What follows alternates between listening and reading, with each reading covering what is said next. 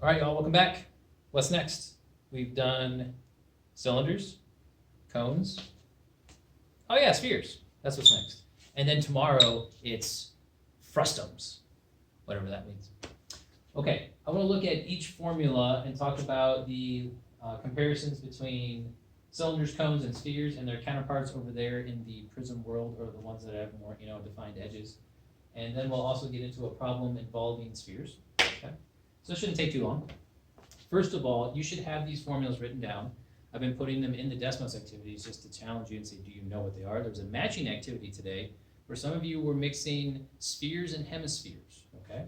So a cylinder, let's start with that formula. The volume of a cylinder is the area of the base, which is pi r squared, times the height. And that's all you've got because it's consistent. If the edges are parallel to each other, you've got just one shape throughout, okay? You're not losing or gaining any capacity or volume throughout the figure. And that's kind of similar to what you see over here with prisms, right? You've got a base, in this case it's a hexagon, and then the cylinder goes up until it reaches capacity. You don't have to divide by anything. The cone, this is the one we investigated yesterday. The formula is 1/3 times the area of the base, which is pi r squared, times the height. So almost identical except for the one element of 1/3 because it gets to a point. Now this is mirrored over here in the pyramids. So when you saw your pyramid show up on your worksheet yesterday, you should be doing exactly the same thing as you do for the cone. You should find the area of the base. Let's say it's a rectangle, okay? So you find this area. Then, after you find the area of the base, multiply by the height, which would be this perpendicular height right here. Don't get confused with slant height. Cones have perpendicular height, and then they have slant height. You want perpendicular height, same with the pyramid. And then divide it by 3. So area of the base times the height, divide by 3. Same thing you see over there. Then you can do your pyramid. Now the spheres, one of these things is not like the other. Stop tapping! Sorry, it was mini me. Volume equals 4/3 pi r cubed.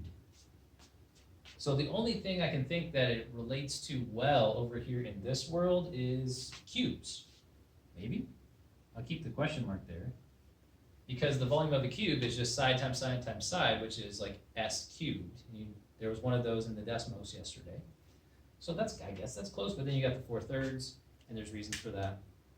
I'm not going to explain those today either. I know I talked about earlier in the week getting into that, and I think this is going to get into the weeds with a lot of you. I'm going to lose you. So let's just stay right here.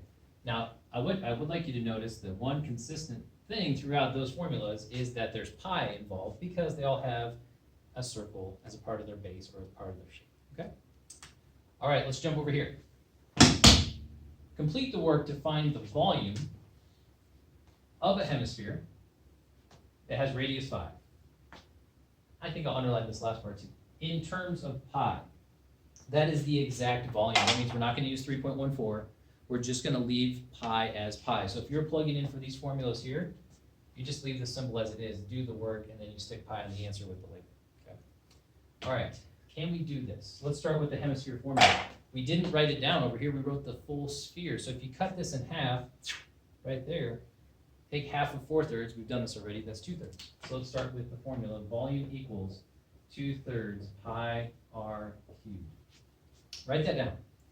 And after you write it down, there's only one number to plug in. There's only one number that we underline. It's the radius of 5 centimeters. Okay. Actually, can you make a quick change? I wanted pi in that label right there. Go ahead and do this. Okay, so here's where I'm getting this from. This is a Manga High Challenge question that you'll get next week. And it'll be very confusing when you get to it. So let's start with it today and we'll talk about it several times.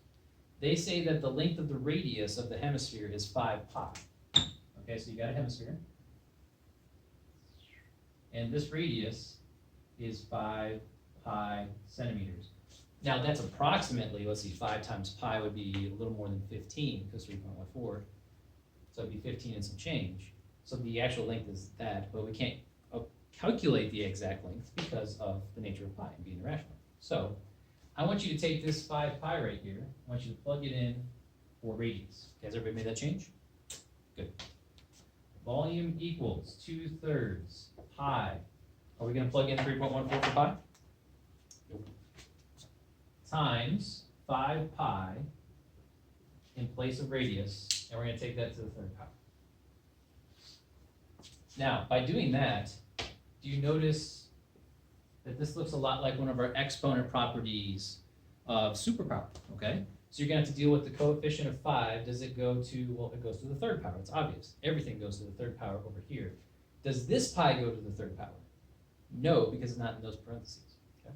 So we've got the 2/3 still, pi. Haven't done anything with that yet. Do you know 5 to the 3rd power? I bet you do. It's 125. Times sign right there would be useful. And then you also have to take pi to the 3rd power, which is pi cubed. Okay, that's the exponent property of superpower. Do you see another exponent property that we're going to use? I do, right here. The product rule. When you multiply the same base, you add the exponent. So that's going to be pi to the 1st times pi to the 3rd is pi to the 4th. Okay. The other thing we could do right now, outside of putting pi to the 4th, is we could multiply 2/3 times 125, okay? So that's 2/3 times 125, which is 250 over 3.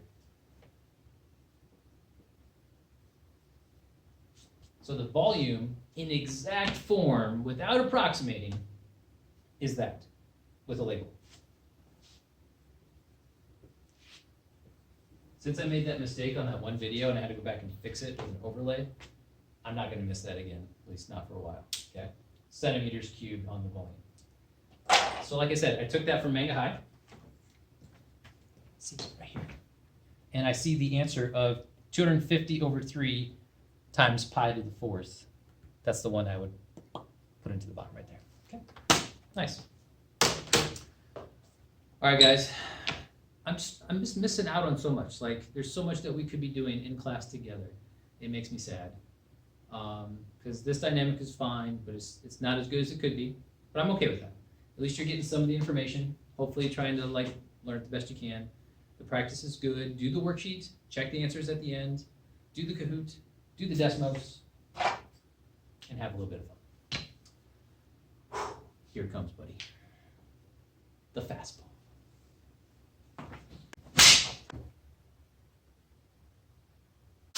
Apo Taco, you gotta let it travel. Apo Taco. All right. Have a great Thursday. I can switch hit, baby. Here, toss it right here. Perfect. Okay. Sorry. Too high. Too high. Hit the bat. Slow work. Whoops. That was good. Apo Taco. You gotta let it travel.